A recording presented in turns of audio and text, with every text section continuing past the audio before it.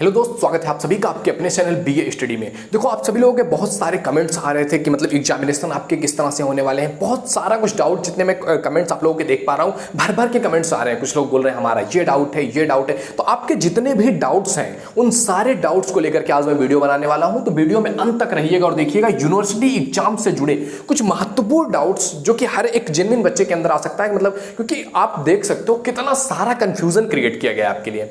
आपने देखा होगा यूनिवर्सिटीज ने अभी तक कभी क्लियरली बताया ही नहीं कि किस तरह से क्या चीजें होने वाली हैं। तो अभी हम आपको इस वीडियो में पूरी क्लैरिटी के साथ बताने वाले हैं कि आपके जितने भी डाउट्स हैं वो ये वीडियो अगर आप अंत तक देख लेते हैं, मैं 100% श्योरिटी के साथ कह सकता हूं आपको कोई डाउट नहीं होने वाला है। सारे डाउट्स आपके क्लियर किए जाने वाले हैं इस वीडियो में। तो प्लीज वीडियो में अंत तक बने रहिएगा और वीडियो के अंत में देखने के बाद मुझे कमेंट करके बताना अगर आपके कोई भी डाउट्स बचते हैं। बट डाउट्स डेफिनेटली आपके बचने वाले नहीं हैं। तो क्या चीजें आज हम इस वीडियो में डिस्कस करने वाले हैं, सबसे पहले वो जान लीजिए। सबसे पहली चीज हम इसमें डिस्कस करेंगे कि टाइम कितना मिलेगा। बहुत इंपॉर्टेंट क्वेश्चन है आपसे कि टाइम कितना मिलने वाला है। क्या आपको टाइम 1.5 घंटे का मिलेगा या 3 घंटे का मिलेगा? बहुत क्वेश्चन इससे रिलेटेड आए हुए थे। दूसरी चीज है कि अगर हमें 1.5 घंटे का टाइम मिलता है तो हम कॉपी कैसे लिखेंगे? 1.5 घंटे का अगर हमें टाइम मिलता है तो कैसे हम मैनेज करेंगे कॉपी लिखते समय? तीसरी चीज कि पेपर में कितने प्रश्न आएंगे? क्या जितने पहले आते थे उतने आएंगे या कम आएंगे? पेपर ऑब्जेक्टिव होगा या सब्जेक्टिव होगा? बहुत बड़ा कंफ्यूजन है, बहुत सारे लोगों ने इस पर क्वेश्चन पूछा हुआ है। बहुविकल्पीय प्रश्न अगर आ रहे हैं तो उनको कैसे लिखें, कैसे याद करें, कैसे तैयारी करें? कॉपी लिखते समय किन किन चीजों का ध्यान रखें, क्या इंपॉर्टेंट चीज है? पेपर में एक प्रश्न कितने टाइम का होता है? पेपर में अगर हमें एक प्रश्न मिल जा रहा है उसको हम कितने टाइम देंगे? अगला है किन बातों का ध्यान रखा जाए। सेम ये क्वेश्चन आप इससे लिख सकते हैं, कॉपी लिखते समय किन बातों का ध्यान रखा जाए या सेम दोनों एक ही बात है। अगला है ऑनलाइन होगा या ऑफलाइन होगा। तो इन सारा कुछ हम इस वीडियो में डिस्कस करने वाले हैं। तो प्लीज वीडियो में अंत तक बने रहिएगा, एक एक चीज को समझने की कोशिश करते हैं। तो देखो दोस्त, पहला जो तुम्हारा क्वेश्चन है, टाइम कितना मिलेगा, 1.5 घंटे या 3 घंटे? तो मैक्सिमम क्या 100% श्योर है कि आपको टाइम मिलने वाले हैं 1.5 आवर। 1.5 घंटे का टाइम मिलेगा, यानी कि आपको 90 मिनट्स का ही आपका टाइम मिलेगा एग्जामिनेशन में। आप किसी भी यूनिवर्सिटी में इंडिया से हो, आपको टाइम मिलने वाला है कितना? 1.5 घंटे का ही आपको टाइम मिलेगा। तो ये बात एकदम 100% श्योर समझिए कि आपको टाइम कितना मिलने वाला है, 1.5 घंटे का टाइम मिलेगा। दूसरा क्वेश्चन आता है कि 1.5 घंटे में कॉपी कैसे लिखेंगे भैया? 1.5 घंटा हमें टाइम मिलेगा तो कॉपी कैसे लिखेंगे? तो इसके लिए सबसे पहले समझो। देखो, वीडियो थोड़ी सी लंबी हो सकती है लेकिन समझो, इसको देखने के बाद तुम्हें किसी दूसरे वीडियो को देखने की जरूरत नहीं पड़ेगी। समझो, जैसे कि पहले क्या होता था, अगर आपके ऑब्जेक्टिव टाइप क्वेश्चंस आ रहे हैं तो 100 ऑब्जेक्टिव टाइप क्वेश्चंस आते थे और 100 क्वेश्चंस के लिए हमें मिलते थे कितने? 3 आवर्स। तो अब जैसे कि टाइम आपका आधा हो गया है तो क्वेश्चंस भी कितने हो जाएंगे? आधे हो जाएंगे। क्वेश्चन अगर आपके 100 आ रहे थे जिसको आपको 3 घंटे में करना था, तो अब 50 आएंगे जिसको आपको 1.5 आवर में करना होगा। तो अब देखो, कुछ यूनिवर्सिटीज के पास ये प्रॉब्लम आ रही है। कुछ यूनिवर्सिटीज ने बात किया है इस पर कि जैसे कि हमारे पास पहले से कुछ पेपर्स बन चुके हैं। जिन यूनिवर्सिटी ने पेपर बना लिया था, आपने देखा होगा सीसीएसयू में 2 पेपर ऑलरेडी हो चुके थे 10 और 11 अप्रैल को। तो उन्होंने कहा हमने पेपर बना लिया है, हम 100 क्वेश्चंस ही देंगे, लेकिन आपको उसमें जो इंस्ट्रक्शन दिया जाएगा वो क्या होगा कि 100 क्वेश्चंस भले ही हमारे पेपर हमारे पुराने ही हैं, लेकिन क्वेश्चंस आपको करने होंगे कितने? 50 क्वेश्चंस ही करने होंगे। समझ पा रहे हैं? ऑब्जेक्टिव में अगर 100 क्वेश्चंस भी आपको मिल रहा है फिर भी इंस्ट्रक्शन आपको दिया जाएगा कितना? 50 क्वेश्चंस का, क्योंकि टाइम आपका कितना है? आधा टाइम है। और अगर मान लो लेट्स से कि आपके जो एग्जाम्स हैं उसमें आपका सब्जेक्टिव आ रहा है, मैक्सिमम यूनिवर्सिटीज में आपके ऑब्जेक्टिव होने वाले हैं, लेकिन कुछ में अगर सब्जेक्टिव आ जा रहा है तो फिर आप क्या करोगे? देखो समझो, जैसे कि पहले आपके पेपर होते थे, एक टाइप से क्वेश्चन पूछा जाता था अति लघु उत्तरीय, दूसरा होता था लघु उत्तरीय एंड तीसरा होता था दीर्घ उत्तरीय। इस टाइप के आपके क्वेश्चंस पूछे जाते थे, लघु उत्तरीय, अति लघु उत्तरीय, दीर्घ उत्तरीय। इस तरह से 3 टाइप से क्वेश्चन पूछे जाते थे और अति लघु उत्तरीय में आपको 10 क्वेश्चन दिया जाता था। 10 में से 10 क्वेश्चन आपको करना होता था क्योंकि ये कंपलसरी होता था। जो लघु उत्तरीय प्रश्न है इसमें आपको 10 क्वेश्चन दिए जाते थे लेकिन आपको करना होता था केवल 5 क्वेश्चन। एंड आपका जो दीर्घ उत्तरीय होता था इसमें 5 क्वेश्चन दिए जाते थे जिनमें से आपको 2 क्वेश्चन का आंसर लिखना होता था। मार्किंग की बात करें तो इसमें 2-2 नंबर दिया जाता था एक क्वेश्चन के लिए, यानी कि 20 नंबर, और इसमें 10-10 नंबर दिया जाता था 5 क्वेश्चन का, यानी कि 50 नंबर, और यहाँ आपके 15-15 नंबर के क्वेश्चन होते थे 30 नंबर। इस तरह से आपका 100 मार्क्स कंप्लीट होता था और इसी तरह से अभी तक जो परंपरागत चल रही थी इसी तरह से एग्जामिनेशन आपके लिए जा रहे थे। इस तरह से 100 मार्क्स से आपके एग्जामिनेशन हो रहे थे। लेकिन अब की बार क्या हो रहा है, और अगर बात किया जाए कितने क्वेश्चंस आपको कितने शब्द लिखने होते थे, तो इसमें आपको 50 शब्द का लिखना होता था, इसमें आपको 200 शब्दों में लिखना होता था, इसमें आपको 500 शब्दों में लिखना होता था। इस तरह से होती है। और कुछ यूनिवर्सिटीज में इससे थोड़ा सा अलग होता था, जिसमें ये अति लघु उत्तरीय टाइप जो है ना, वो लघु उत्तरीय से ही शुरू करते थे, लघु उत्तरीय, दीर्घ उत्तरीय, अति दीर्घ उत्तरीय, जिसमें से इसको 200 वर्ड्स में लिखना होता है, 500 वर्ड्स में लिखना होता है और 1000 वर्ड्स में भी लिखना होता है। अलग अलग यूनिवर्सिटीज का मतलब मैक्सिमम में यही फार्मूला चलता है। तो अब क्या करना होगा, आपको टाइम तो 90 मिनट का मिल रहा है, 1.5 घंटे का टाइम मिल रहा है, तो क्या होगा, क्वेश्चंस कम किए जाएंगे, क्वेश्चंस आधे किए जाएंगे। जैसे ये 10 क्वेश्चन करने होते तो अब आपको 5 ही क्वेश्चन करने होंगे। इसमें 5 क्वेश्चन करने होते तो मान लिया इसमें 3 क्वेश्चन करना हुआ और इसमें 2 में से 1 क्वेश्चन करना होगा। ओके, और मार्क्स आपको पूरे मिलने वाले हैं, यानी कि मार्क्स में कटौती नहीं होगी, बट क्वेश्चन में कटौती हो रहा है और आपके टाइम में कटौती हो रहा है। तो अगर आपके ऑब्जेक्टिव है तो 50 क्वेश्चंस करने होंगे, सब्जेक्टिव अगर आ रहा है तो इस तरह से आपको देखना होगा और करना होगा। आई होप आप समझ पा रहे होंगे क्या चीजें बात की जा रही है, कि क्वेश्चंस भी क्या होंगे, कम कर दिए जाएंगे, आधे कर दिए जाएंगे। क्योंकि डेफिनेटली है यार, अगर आपको टाइम कम मिल रहा है, आधा मिल रहा है, तो क्वेश्चंस भी आपके आधे ही मिलने वाले हैं। तो इसमें कोई टेंशन वाली बात नहीं है। मैक्सिमम में ऑब्जेक्टिव होंगे, कुछ जो परंपरागत होने वाले हैं उसमें ये चीजें होंगी। तो अगला जो ये क्वेश्चन ही था कि पेपर में कितने प्रश्न आएंगे, कितने प्रश्न आएंगे आपके पेपर में, ये सारा कुछ हमने डिस्कस कर ही लिया। कितने पेपर आएंगे प्रश्न में, 100 नहीं आएंगे, 50 क्वेश्चंस का पेपर आएगा। अगर जिन्होंने परंपरा कुछ पिछले जो पेपर्स हैं उसको उन्होंने लिख रखा है, यानी कि कॉपी करवा के रख लिया या उन्होंने पेपर बना दिया है, तो 100 क्वेश्चंस आएंगे। लेकिन आपको क्या दिया जाएगा, सजेशन दिया जाएगा कि आपको केवल 50 क्वेश्चन ही करने हैं। तो इस क्वेश्चन का भी आंसर आपको मिल गया है कि कितने प्रश्न करने होंगे पेपर में, 50 प्रश्न करने होंगे ऑब्जेक्टिव। और अगर सब्जेक्टिव है तो 5 इसमें से करना होगा, सॉरी ये 10 में से 5 करना होगा, ये जो यहाँ 5 करना था उसमें से 3 करना होगा, जहाँ 2 करना था वहाँ 1 करना होगा, मतलब आधा कर दिया जाएगा। तो इतने प्रश्न आपको करने होंगे। अगला है पेपर सब्जेक्टिव होगा, ऑब्जेक्टिव होगा। तो मैक्सिमम यूनिवर्सिटीज ने कहा है कि पेपर हम ऑब्जेक्टिव करेंगे क्योंकि वो इजी होगा थोड़ा सा पेपर ऑब्जेक्टिव करवाना, जिसमें कि लोग पार्टिसिपेट भी जल्दी से कर पाएंगे और चीजें आसान होगा। OMR सीट के माध्यम से जो चेक किया जाता है, कंप्यूटर के तरीके से चेक करके रिजल्ट फास्ट लाया जा सकता है। इसलिए मैक्सिमम यूनिवर्सिटीज जो है वो करवा रही है किसमें, ऑब्जेक्टिव में। लेकिन कुछ यूनिवर्सिटीज हैं जो परंपरागत तरीके से करवा रही है। परंपरागत यानी कि उनके यहाँ जैसा चलता था उसी के आधार पर करा रही है। यह चीज आपको कब क्लियर होगा कि मतलब आपका जो आपकी यूनिवर्सिटी है क्या वो परंपरागत करवाने वाली है क्या ऑब्जेक्टिव करवाने वाली है। तो जब ऑफिशियल वेबसाइट पर जारी होंगे चीजें तो उसमें बाकायदा बताया जाएगा कि ये परंपरागत होगा या फिर यह ऑब्जेक्टिव होगा। जैसे कि DDU की बात किया गया तो वहां पर ऑब्जेक्टिव होगा, वहां पर परंपरागत तरीके से नहीं होगा, क्योंकि 27 तारीख को वहां का आ गया है कि 27 तारीख से एक डेट पूरा बाकायदा बता दिया गया है कि एग्जाम इस डेट से होने वाले हैं। तो जहां का पूरा डेट आ गया उसमें परंपरागत तरीके से बता दिया गया कि एग्जाम कैसे होंगे, आपके ऑब्जेक्टिव होंगे या परंपरागत तरीके से होंगे। तो मैक्सिमम में ऑब्जेक्टिव होंगे और कुछ में परंपरागत तरीके से होगा, जो इसका आपको नोटिफिकेशन आपके ऑफिशियल वेबसाइट पर दिया जाएगा। ओके, अब अगले क्वेश्चन की तरफ बढ़ते हैं कि अगर बहुविकल्पीय प्रश्न आ गए हैं, बहुविकल्पीय हमें करना है तो हम तैयार कैसे करें यार। हमने अगर अभी तक सब्जेक्टिव के माध्यम से हमने देना सीखा था, हमें ऑब्जेक्टिव नहीं पता था, तो तैयार कैसे करें। तो देखो क्वेश्चंस की अगर जहां तक बात रहे कि क्या क्वेश्चंस पूछे जा सकते हैं, तो आप कोई भी सब्जेक्ट हो, कोई भी आप सेकंड ईयर में हो या थर्ड ईयर में हो, सारा कुछ हम डेली आपको लाइव वीडियो के माध्यम से प्रीमियर होता है। वीडियो एक सुबह 9 बजे, एक शाम को 8 बजे। हम अलग अलग सब्जेक्ट आपको क्वेश्चंस प्रोवाइड करवा रहे हैं। और या फिर आपके पास कोई भी बुक है, UPH हो गया या चित्रा का हो गया या फिर कुछ भी जो कि आपके एग्जाम से रिलेटेड है, तो आपको जस्ट उसको क्या करना है, रटना नहीं है बैठ के कि एक क्वेश्चन को लेकर के बैठ कर रट रहे हो। आपको करना क्या है, बस क्वेश्चंस को पढ़ते जाइए, 2 बार 3 बार आप पढ़ लीजिए, वो क्वेश्चन आपके दिमाग में आ जाएंगे। या जब ऑप्शंस आपको दिखेंगे कि इसमें राइट ऑप्शन क्या है, आप जल्दी से टिक कर पाओगे। और क्लासेज ऑनलाइन चल रही है, बहुत सारे क्वेश्चन हम कंप्लीट करवा चुके हैं ऑलरेडी। तो अगर आपने नहीं देखा है तो जाकर के चैनल पर विजिट करके जरूर देख लीजिए। तो पेपर अगर आपके बहुविकल्पी आ रहे हैं तो आपको रटना नहीं है, बैठ करके पढ़ना है। 2 बार 3 बार 4 बार आप रिपीट करोगे, आपको चीजें याद हो जाएंगी।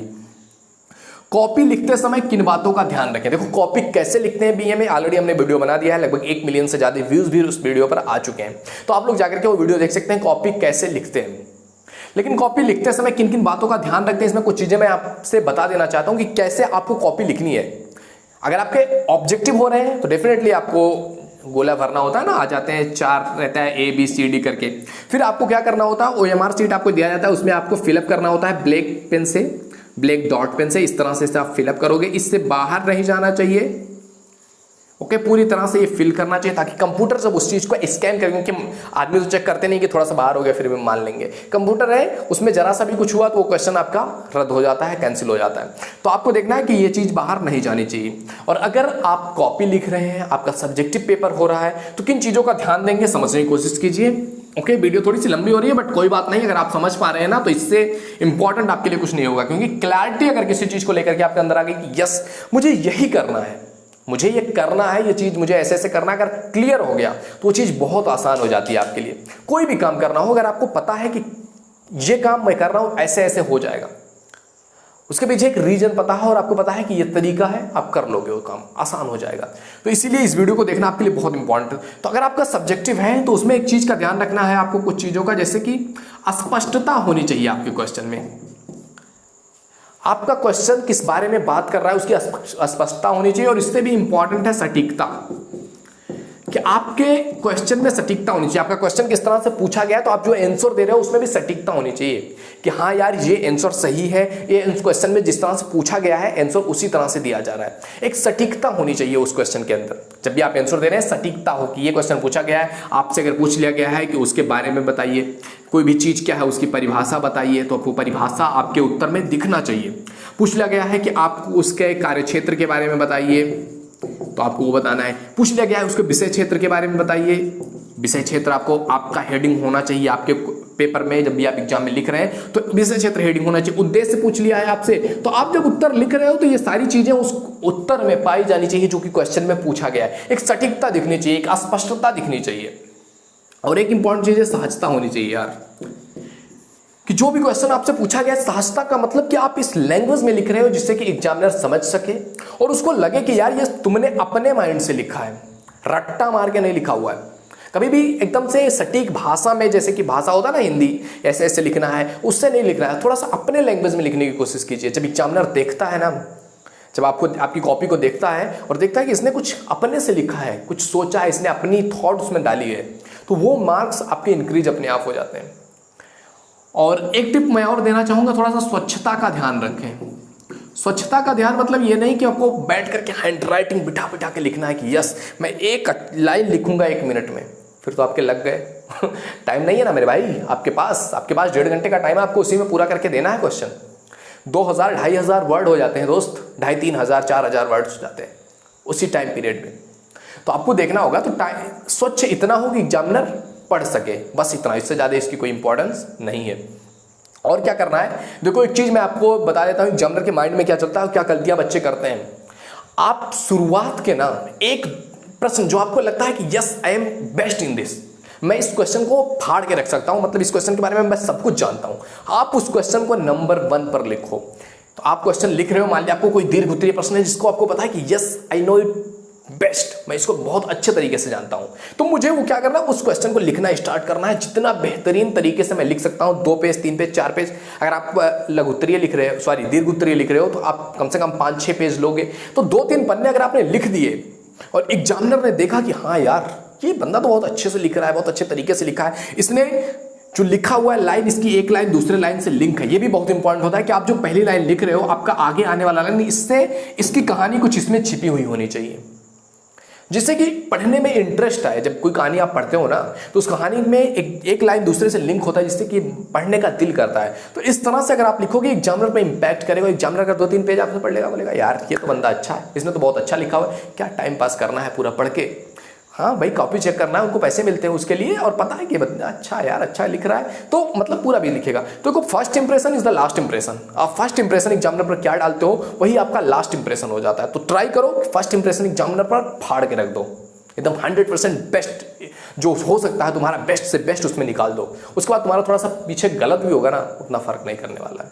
तो इन बातों का ध्यान रखना बहुत जरूरी है। आपको सहजता होनी चाहिए, आपके बातों में सटीकता होनी चाहिए, आपके आंसर में स्पष्ट दिखना चाहिए आपका आंसर आप क्या लिख रहे हो, और जो क्वेश्चन में पूछा गया वो हेडिंग्स होने ही चाहिए।